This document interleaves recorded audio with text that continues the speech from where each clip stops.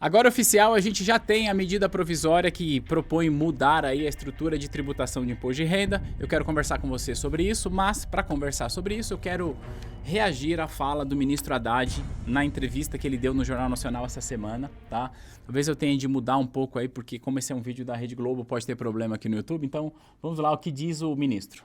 Nós estamos provocando o morador da cobertura a pagar uma parte do condomínio. Eu não considero isso aumento da carga tributária, porque a tua vida vai continuar, a vida dos funcionários da empresa onde você trabalha vai continuar a mesma, vai melhorar. É uma série de... Primeira parte, ele diz que está convocando o morador da cobertura, querendo dizer assim, né, fazer uma analogia, eu estou convocando quem ganha muito para pagar mais. E aí ele não considera isso um aumento de carga tributária. Porque ele segue dizendo que não vai mudar a vida do repórter que está entrevistando ele, que não vai mudar a sua vida, das pessoas que trabalham na sua empresa, segue dizendo o ministro, certo? Isso não é verdade. Eu vou mostrar dados para você, objetivos, que confrontam o que diz o ministro. E aqui, se você me acompanha aqui nesse canal, você sabe que sempre que eu trago um assunto relacionado à economia que interfere na política, eu procuro trazer dados para que a nossa análise seja objetiva. Independente se você gosta ou desgosta do ministro, não é esse o ponto. Mas o fato é que, objetivamente, isto que o ministro disse até aqui não é verdade e eu vou te provar. Porque vai recair sobre todo mundo e também sobre os mais pobres. Ok?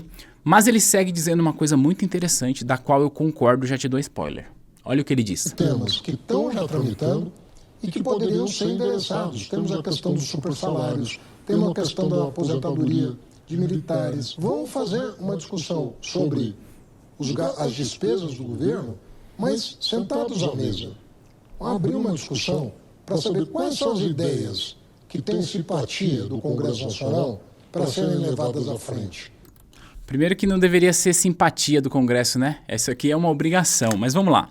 Deixa eu só resumir o que disse o ministro aqui, em 2 pedaços. No primeiro pedaço, ele diz que está convocando os moradores da cobertura para pagar mais imposto e que, por conta disso, não seria aumentar carga tributária. Só que isto não é verdade. Eu vou te provar com dados daqui a pouco.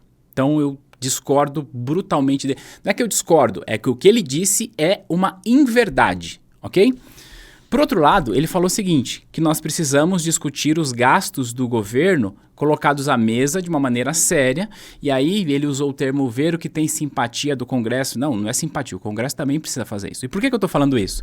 Porque toda essa discussão de aumento de imposto nasce da situação de que fiscalmente o nosso país está ruim. A gente está gastando mais do que a gente arrecada, e a única solução proposta pelo governo não é cortar gasto. A única solução proposta para o governo é aumentar imposto. E o problema nasce porque, primeiro foi a Shopee lá, as muamba compradas da China. Depois foi não sei o quê, agora o investimento. E amanhã vai ser o quê? E cortar os gastos. E aí a gente precisa também ser honesto e maduro para endereçar os responsáveis. O Poder Executivo, na figura do presidente Lula e do ministro Haddad, são responsáveis por esse aumento de gasto? Óbvio que sim. Mas a gente não pode colocar tudo nas costas do Poder Executivo, porque o nosso Poder Legislativo está levando aproximadamente 60 bilhões de reais em emendas parlamentares só esse ano. 60 bilhões de reais em emendas parlamentares. É sério que a gente precisa realmente gastar 60 bilhões de reais em emendas parlamentares? O nosso Poder Legislativo, em especial a Câmara dos Deputados, há poucos dias... É que essa votação ainda não terminou, mas há poucos dias, esses caras, esses 513 infelizes lá de Brasília, aprovaram o aumento do número de deputados. Nós estamos dizendo que o Brasil está quebrado e que o governo não para de aumentar imposto e os caras estão aumentando o número de deputados. A gente já tem 513. É sério que a gente precisa realmente aumentar o número de deputados, ou senhores deputados federais do nosso país? E a gente também precisa endereçar esse aumento de gastos ao Poder Executivo, como eu já falei, ao Poder Legislativo e ao Poder Judiciário, com seus super salários, com juízes ganhando 200, 300, 400 mil reais por mês, porque soma penduricalhos, E aí ainda não desconta imposto dos penduricalhos. Até quando que a gente vai tolerar tudo isso e joga na nossa cara ainda mais imposto? Bom, vamos lá. Meu nome é Thiago Feitosa. Você está no canal da T2 Educação. Se você gostar desse vídeo, se inscreve aqui para não perder nenhum vídeo, tá bom? Eu disse a você que eu provaria que essa história de que está chamando os moradores da cobertura para pagar mais imposto, ela não é verdade. Está aqui na tela um resumo do que propõe o governo através desta medida provisória. Eu não vou usar muito tempo daqui porque eu quero compartilhar outros dados com você para a gente entender, será que essa história de que é o morador da cobertura que vai pagar a conta é verdade? Vamos falar isso baseado em dados, tá bom?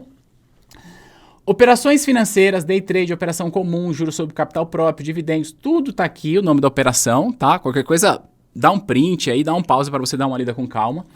Essa coluna aqui é como é a tributação hoje, essa coluna é como o governo pretende deixar. Tem uma questão aqui de simplificação, porque vai ficar quase tudo 17,5. Apesar dessa simplificação, olha essa última coluna. A gente reduziu, aumentou, manteve, reduziu, aumentou quase tudo.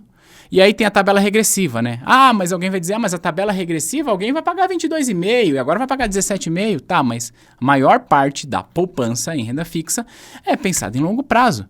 Eu posso, inclusive, provar isso para você. Portanto, a maior parte das pessoas paga 15, vai pagar 17,5. Só que aí, antes de eu mostrar uns dados muito interessantes para você, para a gente entender a realidade dessa tributação, quem que ela afeta, eu quero trazer uma outra reflexão para você. E aí eu vou tirar essa tabela e eu volto. Disse muito por aí, né? Tem muita gente que gosta de criticar os investidores, gosta de criticar o mercado financeiro. Porque o mercado financeiro é um monte de especulador querendo prejudicar a sociedade, que absolutamente isso não faz o menor sentido, mas há quem diga isso. E diga-se de passagem, alguns representantes do governo também acreditam nisso. Que aí essas pessoas elas são contra o que eles chamam de especulação. Mas olha só o que o governo está propondo. Eu preciso até respirar. O governo está propondo reduzir o imposto para quem faz operação do tipo day trade. Day trade? Se isso aqui não é especulação, eu não sei mais o que é. O governo está reduzindo o imposto para quem faz day trade e está aumentando para quem faz investimentos de longo prazo. É isso que o governo está fazendo. O governo está dizendo assim, olha, continue, especule ainda mais. E olha, se você for investir a longo prazo, você vai ser penalizado, porque você vai pagar mais imposto. Não é possível uma coisa dessa, assim. Vamos ser honestos aqui. Agora, vamos lá. Isso já está valendo? Não, não está valendo, tá? Esta é uma medida provisória. Medida provisória, por padrão, passa a valer assim que ela é editada. Entretanto, quando é uma medida que vai aumentar o imposto, ela só pode ter valor depois de aprovada pelo Congresso Nacional. Ela só pode ter valor no próximo ano, só que como é uma medida provisória, depende da aprovação do Congresso Nacional. O que eu quero dizer aqui, o Congresso Nacional, esses mesmos deputados e deputadas que ficam dando showzinho lá em Brasília atrás de like, essas mesmas pessoas têm agora 120 dias para ficar fazendo uma putaria nas redes sociais e brigando um com o outro e não votar os interesses do Brasil. E aí essa história pode passar e aí depois a conta vai chegar para você. Sim, hoje eu tô até com um sentimento um pouco diferente do usual aqui nesse canal, tá? Por quê? O governo trouxe essa bomba sob a justificativa de que está cobrando os mais ricos. E aí eu não sei o que é pior. Se é a gente depender da aprovação do governo federal na figura do ministro Haddad e do presidente Lula, ou acreditar que aquele povo lá de Brasília, aqueles 513 deputados, farão um trabalho maduro, razoável, sem ficar dando showzinho para resolver os problemas do Brasil. Eu tenho honestas dúvidas a respeito disso. Beleza, vamos lá. Então a gente precisa, mais uma vez, que o Congresso Nacional aprove essa história. E aí, uma vez que o Congresso Nacional aprova, passaria a valer, portanto, a partir do ano que vem, a partir de 2026, tá? Eu quero mostrar para você, primeiro, a gente precisa cortar gastos, certo? E não caia nesse discurso fácil de que quem diz que é para cortar gasto, quer cortar gasto da saúde, da educação, dos mais pobres. Não, não é essa a história. Olha só, deixei aqui para a gente ver junto. Super salários juízes recebem salários acima de 100 mil, 63.816 vezes em 2024. Olha só, há casos de remuneração de mais de 1 milhão. Existe um teto constitucional de salário de servidor público, que o limite de salário de um servidor público é o valor que recebe o ministro da Suprema Corte, ou seja, do STF, que é 44 mil e alguma coisa. A gente está dizendo que há casos de ministros, de juízes recebendo mais de 1 milhão por mês, com penduricalhos. Penduricalhos estes que, inclusive, nem pode descontar imposto. Ô, ministro, aqui, ó, esse aqui é o morador da cobertura. É esse aqui que é o morador da cobertura. Tá? Com todo respeito, com a máxima vênia, é aqui o problema. Não só aqui. Aqui fala mais de super salários, emendas parlamentares. O relator do orçamento prevê 50 bilhões em emendas para 2025. E aí, tem um monte dessa emenda que não tem nem licitação.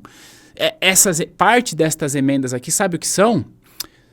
Parte destas emendas aqui é o tal do orçamento secreto que o governo disse que ia combater. Você lembra disso na campanha? Ah, não, vamos acabar com o orçamento secreto. Sabe como eles acabaram com o tal do orçamento secreto? Mudando de nome. Só. A prática continua a mesma.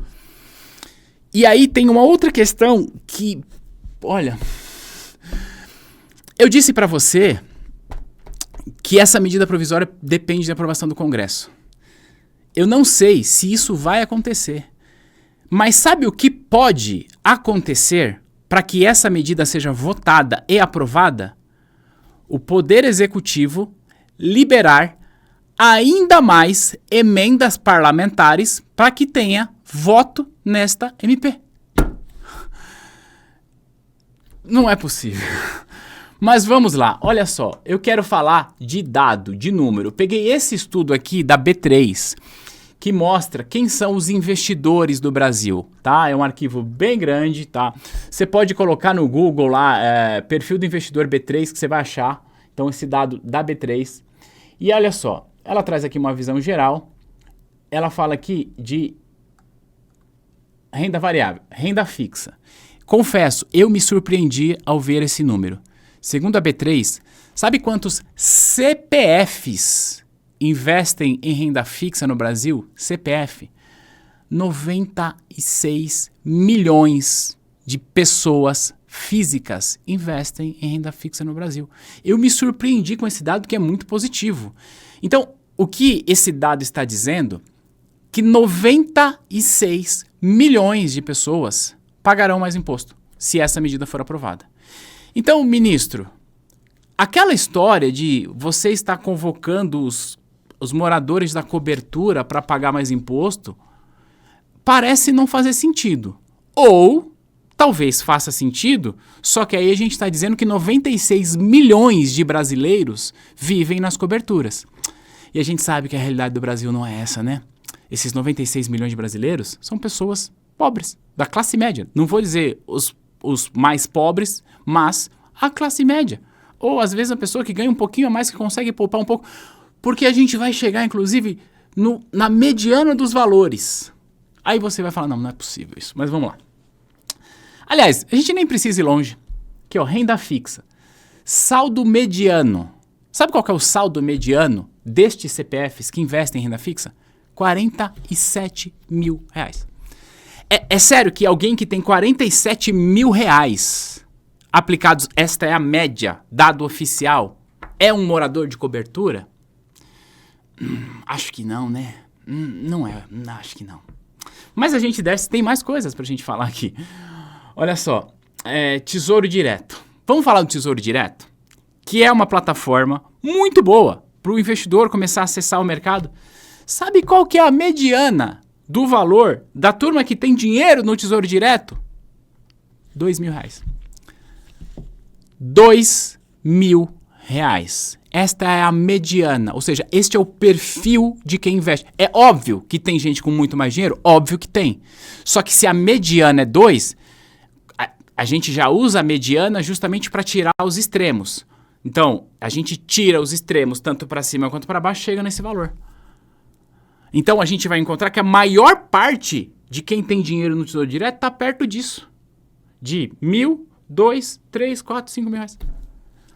Esta é a cobertura que o ministro disse que vai pagar mais imposto. Olha, ministro, acho que tem um erro de cálculo aí de moradores, né? Vamos lá. E aí tem derivativos que a gente não precisa entrar aqui, fala sobre fundos listados. Olha o saldo mediano dos fundos listados, R$2.000. E aí, olha só, eu quero falar sobre LCIs, LCAs, que são os títulos isentos. Que aí a gente chega num outro ponto, tá? Posições de pessoa física. Então aqui ele está falando sobre o saldo mediano, estabilidade do número de investidores em renda variável. Em renda variável, pessoa física.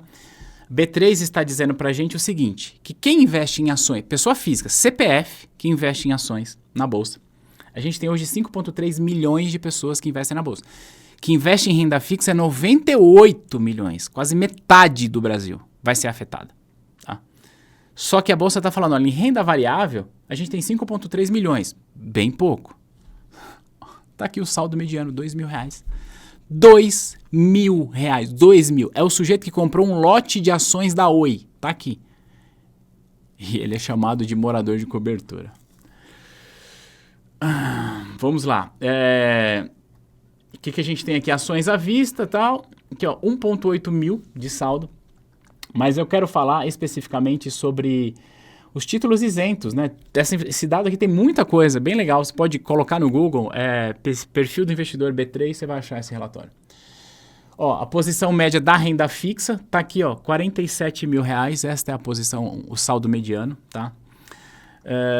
CDBs e RDBs ele traz aqui com mais detalhe. Aqui, ó, LCI e LCA. Tudo bem que aqui entra a letra de câmbio, mas eu quis trazer LCI e LCA para a gente ver dentro de LCI e LCA, que são os títulos que hoje são isentos e deixarão de ser, para a gente ver como que isso se comporta aqui, ó. Se tem alguma coisa em relação a saldo. Aqui ele tem a posição total, tem 3,9 milhões de investidores aqui. Aqui tem 850 mil, debêntures tem pouco, não tem um saldo aqui. Os CRIs tem bem menos. Aqui, ó, renda fixa, aqui, ó, saldo mediano na LCI. Quem investe em LCI que hoje não paga imposto e vai passar a pagar. 2,4 milhões de pessoas, cujo saldo mediano é R$11.800. R$11.800. Ou essa cobertura tá barata demais, ou tem alguma coisa errada, tá? No caso de LCA, 50 mil, um pouco mais. Então, enfim, em resumo, 98 milhões de pessoas vão pagar mais imposto. Seja porque mudou a renda fixa, tá? E aí dentro desses 98 milhões de CPF. Porque a B3 está dizendo para a gente o seguinte, ó, que tem 96 milhões de CPFs que investem na renda fixa. Estes CPFs que aqui estão, também estão aqui. Então, eu não vou somar 96 com 5,3, mas esse aqui é o número máximo. Então, eu estou dizendo que 96 milhões de brasileiros passarão a pagar mais imposto de renda se esta medida provisória for aprovada. Só que tem uma outra questão que a gente precisa levar em consideração. Por que existe isenção de imposto de renda na LCI, na LCA, CRI, CRA, debênture incentivada? Existe a isenção desse imposto de renda que tudo bem você discordar disso, tá? De achar que tem de tributar, mas entenda o porquê que existe primeiro e aí depois você forma a sua opinião. Existe a isenção na LCI e na LCA, por exemplo, porque o investidor pessoa física que coloca dinheiro nesses instrumentos, ele está gerando funding para a construção civil e para o agronegócio. Repito, você até pode discordar da isenção. Você pode falar, não, eu acho que deveria pagar imposto. Tá tudo bem, é a sua opinião. Mas entenda o porquê e aí depois você pode até continuar com essa sua opinião ou não. Mas existe por conta disso. Então o banco faz a captação por meio desse instrumento e porque tem a isenção fiscal, ou seja, porque não tem imposto de renda, o banco ao captar esse recurso, ele paga menos rendimento do que ele pagaria num CDB. É só você comparar quanto que rende um CDB e quanto rende uma LCI. Compara que você vai concluir.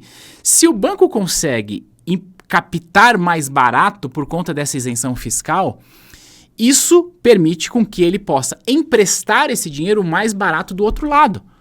Isso, inclusive, justifica o fato de que, se você pesquisar hoje, a taxa média de crédito imobiliário no Brasil hoje está em 12% mais ou menos, enquanto a Selic está quase 15%. Por quê? Porque o banco capta mais barato e empresta mais barato. Se o banco precisar agora captar mais caro para justificar esse ajuste fiscal, significa dizer que o crédito imobiliário vai ficar mais caro. E significa dizer que o crédito do agronegócio também vai ficar mais caro. E aí, se o produtor rural que passa a pagar mais caro no crédito vai ficar mais caro, você acha que ele vai fazer o quê? Eu não sei se você acompanha, mas o resultado do Banco do Brasil no primeiro trimestre de 2025 veio bem abaixo do que o mercado esperava. O banco até mudou o guidance. E na apresentação da presidente do Banco do Brasil, ela disse que um dos problemas é a carteira agro do Banco do Brasil, que é muito forte, porque teve muita recuperação judicial nesse segmento. Ou seja, principalmente aí da crise que nós tivemos no Rio Grande do Sul, o setor agro teve muita recuperação judicial. E a solução é deixar o crédito rural mais caro. Vai resolver? Você acha que o produtor vai fazer o quê? Você acha que o produtor de arroz, quando ele precisar tomar dinheiro emprestado e pagar mais caro por isso, o que vai acontecer com o preço do arroz na prateleira? Então, assim, se você me acompanha aqui nesse canal, você sabe que eu procuro sempre trazer uma análise mais pragmática em relação a essas medidas econômicas, independente de lado, se você é de direita, se você é de esquerda, eu não me importo com isso, eu nem estou aqui para convencer você que a direita é maravilhosa, que a esquerda é maravilhosa, não é nada disso. Eu sempre procuro trazer uma análise bastante pragmática sobre isso. Mas o que a gente está vendo diante dos nossos olhos agora é aumento de imposto em toda circunstância para fechar o tal do ajuste fiscal sem nenhuma contrapartida do outro lado. E aí eu preciso voltar no que eu disse. Sim, nós precisamos cobrar o Poder Executivo. Sim, nós precisamos cobrar o ministro Haddad, precisamos cobrar o presidente Lula, precisamos cobrar esse povo que fica esbanjando dinheiro público na nossa cara, claro que sim. Mas a gente não tem de ser cego porque está acontecendo também do nosso lado. O Congresso Nacional está rindo da nossa cara porque a maior parte das pessoas considera que todo o problema fiscal do Brasil é endereçado ao presidente Lula e ao ministro Haddad, quando a verdade é um pouco diferente. Eles também são responsáveis por isso. Quando é que eles vão pagar a conta disso? Ou eles vão continuar aumentando gastos, vão continuar recebendo emenda parlamentar para votar o MP que vai aumentar imposto? E aí o ministro disse que vai cobrar só de quem mora na cobertura. Então, eu gostaria que a gente pudesse cobrar quem realmente precisa contribuir para isso. Quem mora na cobertura é a turma de Brasília. Quem mora na cobertura é os super salários do judiciário. São os deputados que estão zombando da nossa cara em busca de like nas redes sociais. E também, obviamente, o presidente Lula, junto com o ministro Haddad, que a única receita para resolver o problema fiscal do Brasil é aumentar imposto. E aumentar imposto, segundo esse dado, que vai impactar diretamente 96 milhões de CPFs no Brasil, diretamente, e indiretamente todos os brasileiros, porque isso pode recair no preço dos produtos e serviços. Nessa mesma MP, tem o aumento da contribuição social sobre o lucro líquido para as fintechs. Se o imposto da fintech fica mais caro, você acha que o crédito vai ficar mais caro ou vai ficar mais barato quando você precisar tomar?